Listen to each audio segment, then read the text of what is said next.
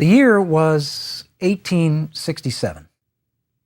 The place was the dry, dusty interior of what we call South Africa today, along the middle reaches of the Orange River. This was the Platland, in Afrikaans the flatland. This was southern Africa's outback. And indeed, this was an open frontier zone, to use the concept we introduced in the last lecture. One day in 1867, a couple of children of a farm worker family on an Afrikaner-held farm in this area, found a small rock, a pebble. They played games with it. Kids all over the world, of course, play games with stones and pebbles and marbles and what have you. It looked different to them. It looked different to their parents. The owner of the farm, Skok van Niekerk, wound up giving it rather casually to a guy named John O'Reilly, who was a transport rider, as they called him, that is, a handler of teams of draft oxen and horses, an itinerant hawker in this part of the southern African interior. O'Reilly took it to Hopetown, which is the nearest crossroads, sleepy village. The local merchants assured him that the rock was worthless. Not to be deterred, O'Reilly took it on to Colesberg, a little bit bigger place, where the local magistrate found that the edge of this pebble would cut glass quite easily. Eventually, the stone is sent in an unsealed envelope a couple of 100 miles further south to the eastern Cape colony town of Grahamstown, where a legitimate jeweler, in fact, pronounced it to be a diamond. In fact, a rather handsome one of something over 21 carats. Eventually, the diamond would make its way to Cape Town, where Richard Southey, the colonial secretary of the Cape Colony, at one point announced, rather pompously perhaps, that this diamond is the rock upon which the future success of South Africa will be built. Pompous maybe, but also accurate. If that rock, however, was to be important, what about a different kind of rock? In this case, gold. Less than 20 years later, in 1886, enormous deposits of gold, begin to be discovered in the area now surrounding the modern city of Johannesburg. The dramatic discoveries of diamonds and gold, the world's largest deposits of each, set in motion a mineral revolution which constitutes, in my mind, the last great piece of the puzzle leading us to 20th century South Africa. The mineral revolution eventually impacted virtually every household in the whole southern African region in the past century. Let's turn back to diamonds and what ensues following the discoveries in 1867. The key to understanding the significance of Kimberley, and Kimberley is the city which emerged overnight in the middle of these discoveries. It did not exist before, any more than Johannesburg existed before gold was discovered there.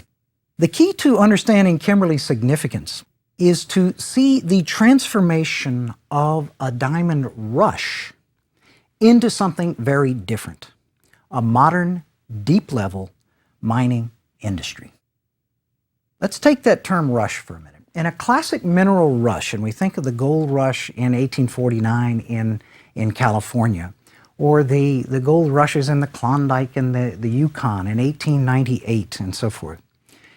If we have imagery of that, it goes something like this. The word spreads fast. Lots of people, mostly, not exclusively, but mostly males, pour into the area where the finds have been made. There's lots of furious searching and clawing and panning and digging for these hoped-for riches during the day. At night, there's generally lots of drinking and fighting. A few people strike it rich, most don't. Everybody leaves, and a ghost town is left behind. Now, most of that stuff did occur at Kimberley, except the last part, the exodus and the left behind ghost town. And again, the key to that is the transformation of this into a modern deep-level mining industry. Now, to take the rush phase, thousands of so-called diggers, and that was the term they were known by, came to the region from all over the world, and I mean all over the world. They came from America, they came from Latin America, from every corner of Europe, from Australia, and from every part of Southern Africa. And a substantial number of them, for a while, were black Southern Africans. Now, the diggers were assigned and worked separate small claims, and I do mean small. Some of them were as small as 10 square yards. That's approximately 2 yards by 5 yards, 6 feet by 15 feet. In a particular diamondiferous area around Kimberley, that is, places where the diamonds were being found, we would find hundreds, at the largest of them, 1,600 different claims laid out on a space of a number of acres. Now, holding a claim in theory gave you the right to dig directly perpendicular into the Earth's surface. You can perhaps see that this is going to lead to problems. The deeper they went, the greater were the difficulties and the dangers that they met. After all, if I am, as my students say, the slacker, and next door to me you are working very hard and excavating more dirt than me, you are going to carry your claim further into the earth than I am. This creates, of course, a wall of dirt on the side of your claim, which at any moment could collapse. It not only might bury the hardworking digger next door, or at least injure him, it raises a kind of interesting legal question about whose diamonds those are that are found in the rubble of the cave-in or the collapse. Just getting the dirt out of here becomes a project, and it's just jerry-rigged for a long time. Along the edges, they create small towers with ropes or guy wires leading to the particular digger's claim, and a set of pulleys is used to take bucket by bucket the excavated dirt out to the edges of this claim. The great South African historian C.W. de Kivi described this as an insane asylum unleashed upon a beach. That's the way it looked, this furious activity. The beach is a reference to how dry and sandy the soil is. If you go deep enough, of course, you hit the water table and the problems of flooding begin to be a factor. Now, meanwhile, though, as more and more diamonds are being discovered, just as the costs and dangers are going up, the price of them is falling as more are coming onto the market. Now, you know, supply and demand scarcity is a factor in the pricing of almost anything. But here it's worth making a particular point. Scarcity might be especially important in a case like these particular mineral products. You know, diamonds and gold are different kettle of fish than things like iron or copper or petroleum. With all of those things, you get energy or you get materials that are useful in carrying out actual tasks. They are productive minerals in the most direct sense. Diamonds and gold is a different story. The value of diamonds and gold for centuries, I guess millennia, has rested largely on a psychological appreciation here. And that means that the question of scarcity becomes even more important. It was none other than Adam Smith, one of the great economists of all time, who carried out an analysis that he called the water-diamond paradox. I remember encountering this in Econ 101 at some point. He was trying to explain scarcity and pricing, and he said, look at water. It's the most important thing on earth, the most valuable thing on earth. Everybody needs it. Every plant needs animals. Every human needs it to survive. And yet, it's relatively inexpensive because relatively plentiful. Diamonds, on the other hand, you can't do much of anything with, but relatively expensive because relatively scarce. So the solution, if a viable diamond industry was to survive, was to control the output of diamonds onto the market, to control the scarcity factor, and to attract the huge capital investment necessary to finance up-to-date mining technology and a large mine labor force. Diamonds were still there. As you go deeper, you encounter the so-called blue earth in the Kimberley region. There's plenty of diamonds there, but getting at them at deeper and deeper levels spelled the end of the digger with his pick, his shovel, and his bucket. Well, at this point, we need to introduce an economic genius, and I think he deserves that label, and of course, he's a towering figure in Southern African history. His name, of course, is Cecil John Rhodes. Many of you may know him as the one who endowed the Rhodes Scholarships at his old alma mater, where he was a generally mediocre student, and that was, of course, Oxford. Born in England of a Anglican priest, he went out to southern Africa as a very young man to join his brother, who was already living the life of adventure there. It shouldn't surprise us. He soon made his way to where the action was centered and concentrated at Kimberley. And there is where he first worked, in some ways, his magic.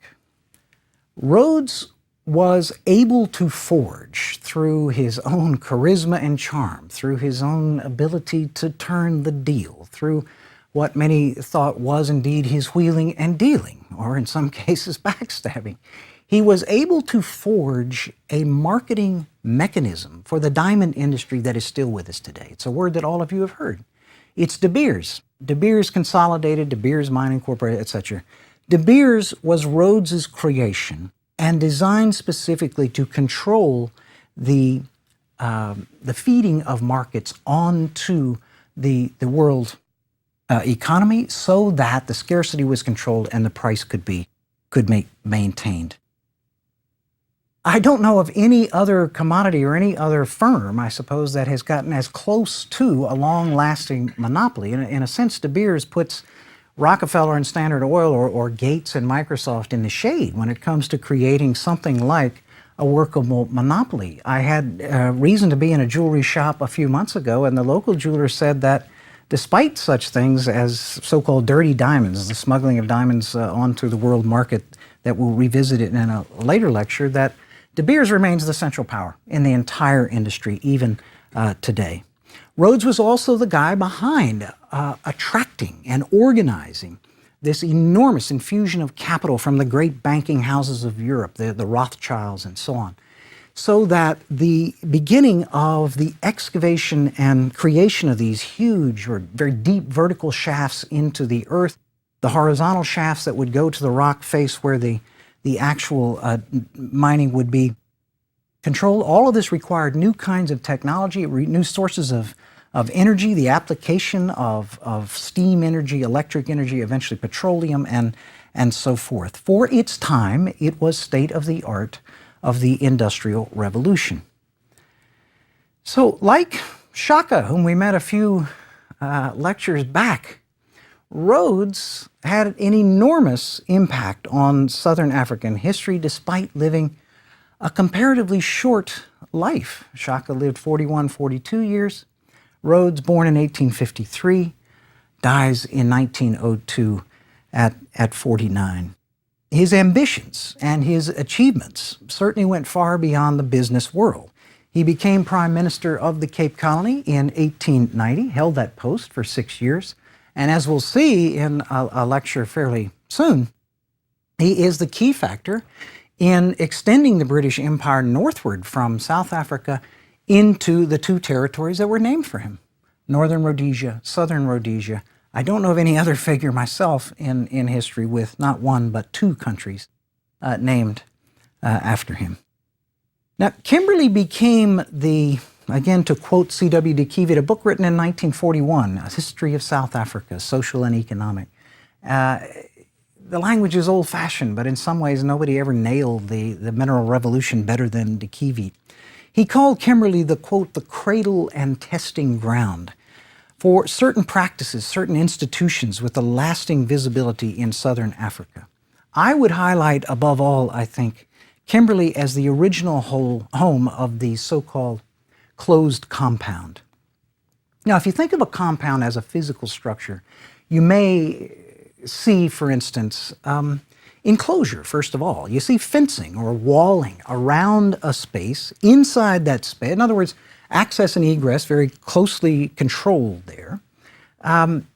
Inside there, you're likely to see in a compound largish buildings of hostel or barracks style, designed to house a large number of people in relatively rudimentary sorts of style. Now, how and why does the compound emerge here? Again, we go back to the peculiar nature of diamonds. Diamonds pack an enormous amount of value, but diamonds pack that value into a very, very small package. For that reason, diamonds have always been a target for what mine owners considered theft. Diamonds have always been objects of smuggling and contraband and so forth, and they are today.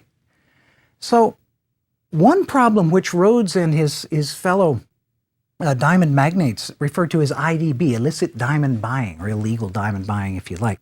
In other words, they're evading the flow controlled by De Beers, and this begins with theft by miners, okay? The miner who puts in the 8-hour shift or the 10-hour shift might indeed be tempted to take the 10th after giving the mining company the first 9 or putting that into the hopper. Finding that 10th one at the end of the day might indeed be tempted, I think I would be, to slip it into a pocket, maybe put it under the tongue, tuck it in your ear, indeed, swallow it. This is the hardest thing on earth. There's nothing in your intestines that's going to dissolve a diamond. So indeed, this is one way to smuggle diamonds out of the mines. So controlling IDB, Rhodes and others pioneered the erection and creation of these closed compounds. By housing and feeding the mine workers in an enclosed space with restricted access and egress, the miners could, at the close of each shift, not only could they be marched there to start the shift, at the close of a shift, the first place they could go were into the so-called holding rooms, where they could be searched, and I do mean given full body searches, in order, again, to get a handle and a control on this problem of so-called IDB. Now, Rhodes had no illusions that this temptation affected only black African miners. If he'd had his way, he would have had, I'm sure it would have been more comfortable, but he would have subjected white miners. Already we're seeing a kind of precipitation of this labor force into a group of white miners doing the shift boss work, the skilled and semi-skilled work, and a huge number of low-skilled or semi-skilled African workers beneath them in the authority structure. White miners, to put it bluntly, had the social and political clout to resist this kind of control. So the closed compound comes to be an institution associated with the black workforce, on the mines first at Kimberley. But although they're originally constructed to control theft, I put it this way, IDB is a good place to start in understanding why compounds became so important, but it's not a good place to stop. The compounds provided a number of other advantages if this was going to be a viable industry. They were useful in imposing sort of overnight what we might call modern labor discipline. This is an industry where everybody has to be in their place at a particular time. And the notion of being able to wake the miners en masse, feed them en masse, get them there at the right time to do the shift work and so forth, a tremendous advantage. The sheer effort of control. You could keep troublemakers out of the compound, or union organizers, or what have you. And finally, simply the economies of scale. You could control costs by feeding people, buying in economic lots of large scale, by housing people en masse here. Now, the dichotomy here, this geographical, this spatial dichotomy between the mine, the point of production, over here, but over here, the workforce. This dichotomy, the residential area assigned to the black workforce, eventually you see this mirrored, you see it reflected in almost every city and town, large and small, in South Africa today. You have the town center, the point of production, and then over there, maybe across that open space, you find the township. Very specific meaning in Southern Africa. It's not just urban area. Town here, the township, the location, in Afrikaans, the lokasie. That's where the black urban workforce is housed. Again, this has left a mark still visible today, even though the legal structures behind this have been erased after 1990. Now, the diamond industry alone would have had a substantial impact on Southern African history, no question about it. Take that impact and multiply it by a factor of about 10. And you have some idea of what the gold mining industry has meant. I think it can honestly and rightly be said that gold, in many respects, built modern South Africa. Gold was the basis for the development of the gigantic Witwatersrand, Johannesburg urban complex. This is the largest urban complex in all of sub-Saharan Africa. Gold underlay the enormous investment in infrastructure and eventually in secondary industry, which became typical of these urban areas here. In a sense, South Africa is starting down the road to what it still is in a lot of respects, and that is a first world country combined with a third world country rolled into one. The urban and industrial sector becomes the country's driving force.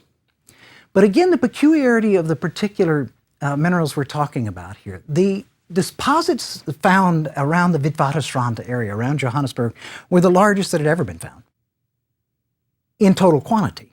But in terms of ore quality, it was a very different story. These were very poor in ore quality. In other words, it was an enormous amount of gold-bearing ore which produced a relatively small amount of actual gold. And it was embedded, it had to be extracted and so forth. In general, you had to take out something like 3 tons of rocks and dirt in order to come up with and extract a single ounce of gold. Now, what does this have to do with what I turn to now, and that is the development of migrant labor? You could put it this way: without a huge, low-wage African workforce, South Africa's gold might have been left in the ground. The cost of getting it out with its low ore quality might have meant that these huge deposits might never have been exploited. Instead, as I said, they made modern South Africa. Eventually, then, the mineral revolution's impact on people, on ordinary people, throughout southern Africa was felt most directly in the creation of a low-wage, oscillating, that simply means back and forth, that is from the rural village to the mine or the city, increasingly, and back, okay? A low-wage, oscillating migrant labor system. This is the way, the creation of this migrant labor system is the way the effects of the mineral discoveries is transmitted to ordinary people, ordinary households, right through the entire subcontinent of southern Africa. For my money, labor migrancy, you can certainly make an argument, is the single greatest reality in most people's lives over the last century or so, right through that region. But why did people go? It's not as simple a question as people often assume. First of all, mining is hot, dirty, dusty, dangerous work. 58,000 deaths in the last 100 years from accidents underground in South Africa's gold mine. That doesn't include people who lost hands or fingers or people who developed lung diseases, etc., etc. Especially at low wage levels, why would anybody do it?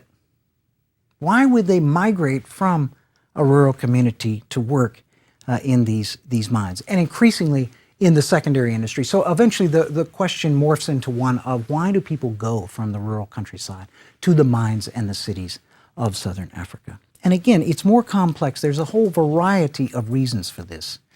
The same migrant might go for different reasons for one journey as opposed to the next. There's combinations of factors at work here. There was a measure of direct compulsion early on, yes. People who would go into rural communities, put a gun to people's heads, round them up, literally bind them and take them to mine. Did this happen? Yes, it did happen. It was a kind of temporary slavery. But it tended to happen only early on. It was illegal, for one reason.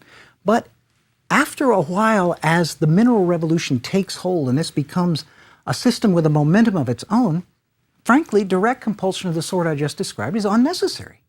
There are other factors, both push factors, compelling people, and pull factors, attracting people, which create a dynamic of, in fact, usually a surplus of available labor without the need for these kinds of crude compulsion that I mentioned.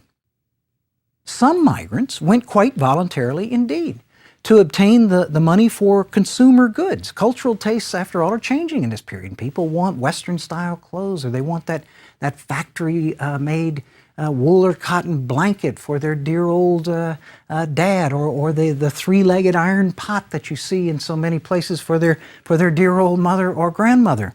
They might want to work for a while, come back home and invest in the rural sector. Purchase cattle as draft oxen. Buy the iron plows that allow you to perhaps be more prosperous without having to go to the mine next time. You might want to invest in your children's education and therefore make it possible for them to avoid going down in the mine, such as you had to do. And finally, there's no need to deny the reality of cultural factors here. You know, the attraction of the bright lights all over the world. Rural peoples or peoples from small communities have wanted to go to where the action is. And indeed, in cultural terms, the big city, these townships become the place where a vibrant urban culture, which is still seen today in music and drama and poetry and literature and so forth, this is where it's born, and a lot of people want to be a part of it. Now, to continue our understanding of why people migrated in such numbers, remember that the mineral revolution was unfolding in these decades of the 1870s, 80s, 90s, into the first decades of the 20th century, exactly during the same decades as the overall military and political conquest of Africa is taking place. And that, of course, we're going to turn to with a wider lens in some following lectures. All of the new regimes, of course, were states, and states tax.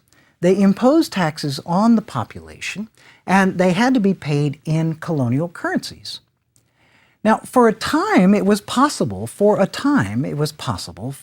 some people, a substantial number of people, to earn the money they needed to pay the tax, or the money they wanted or felt they needed for some of these new goods or to invest at home and so forth, by selling produce from their rural farms. After all, urban populations have to be fed.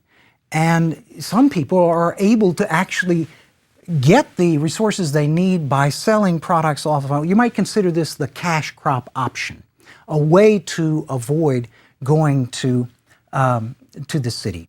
But of course, if you're going to follow the cash crop option, you have to have land on which to grow the crops. If land has been lost, as it was in enormous quantities, precisely to settler occupation, then the land is not available, and therefore the cash crop option is not available. Some people live too far from the infrastructure. It was simply too costly to get products to market, which again might have allowed them to pursue the cash crop option and to avoid the option of going to the mines and the cities. Over time, then, migration tended to become unavoidable rather than discretionary. Again, this doesn't happen overnight, but by the 1920s or 30s, this mineral revolution has taken hold. And as I say, at that point, it is no longer a discretionary migration in many respects. It's become a reality for household after household after household, that someone, in order to in the most basic sense, make ends meet and to survive, is going to have to be part of this migrant labor equation.